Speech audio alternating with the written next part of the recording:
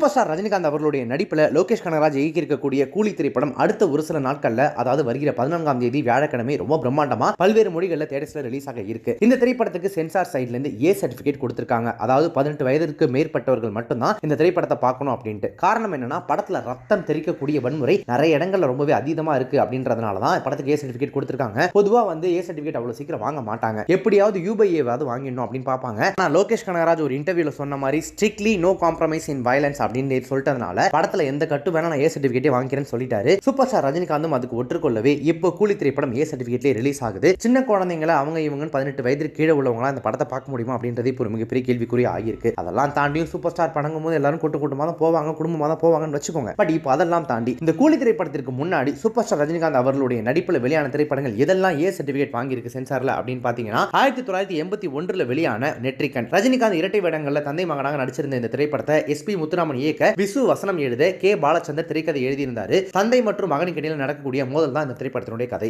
1982 வெளியான புதுக்கவிதை, இது கன்னட படத்தோட ரீமேக். ரொமான்டிக் டிராமா பாணியில வெளியான இந்த படம் ரசிகர்கள் மத்தியில் பயங்கர வரவேற்பை பெற்றது. வெள்ளை புறா ஒன்று பாடல் இந்த படத்தில் இடம்பெற்றது குறிப்பிடத்தக்கது. இளையராஜா இசையமைச்சிருக்க எஸ்பி முத்துராமன் படத்தை இயக்கியிருந்தார். அடுத்ததா 1984 வெளியான நான் மகானல்ல, எஸ்பி முத்துராமன் அவர்களுடைய இயக்கத்தில் வெளியான இந்த திரைப்படத்தில் வழக்கறிஞரா ரஜினிகாந்த் நடிச்சிருப்பாரு. அடுத்ததாக 1985 வெளியான நான் சிகப்பு மனிதன், எஸ் ஏ சந்திரசேகர் அவருடைய இயக்கத்தில் வெளியான இந்த திரைப்படத்துல விஜய் அப்படின்ற கதாபாத்திரத்தில் ரஜினிகாந்த் நடிச்சிருப்பாரு. இது ஒரு ஹிந்தி படத்தோட ரீமேக். அடுத்ததாக 1989 வெளியான சிவா, ரஜினிகாந்த், ரகுவரன் உள்ளிட்டோர் நடிச்சிருந்த இந்த திரைப்படம் சிவா ஆக்ஷன் டிராமாவை வெளியாகி இருந்தது. இந்த படமும் ஒரு ஹிந்தி படத்தினுடைய ரீமேக் தான். இந்த திரைப்படங்கள் தான் இதுவரைக்கும் சூப்பர் ஸ்டார் ரஜினிகாந்த் அவருடைய நடிப்பில் வெளியான ஏ திரைப்படங்கள். அவருடைய இத்தனை வருஷ கரியர்ல ரொம்ப கம்மியான இந்த ஏ சர்டிபிகேட் கொடுத்த திரைப்படங்கள் தான் அவர் நடிச்சிருக்காரு. ஏன்னா அவருடைய டார்கெட் எப்போதுமே ஃபேமிலி ஆடியன்ஸ் அப்படின்றதுனால ரொம்ப தெளிவா இருப்பாரு. பட் இப்போ இந்த சென்டிமெண்ட் பேரிகேட்ஸ்லாம் கம்ப்ளீட்டா உடைச்சிட்டு கூலி திரைப்படத்துக்கு மறுபடியும் அவர் ஏ சர்டிபிகேட் கொடுக்கிறதுக்கு அனுமதி கொடுத்திருக்காரு அப்படின்னா, கண்டிப்பா கூலி திரைப்படத்துல அந்த அளவுக்கு ஏதோ ஒரு வலுவான விஷயம் இருக்கு அப்படின்றது நமக்கு தெளிவா புரியுது. இன்னும் ஒரு சில நாட்கள் தான் தியேட்டர்ல போய் பார்த்தோம் அப்படின்னா தெரிஞ்சிடும் படத்துக்கு ஏன் ஏ சர்டிபிகேட் கொடுத்திருக்காங்க அப்படின்றது.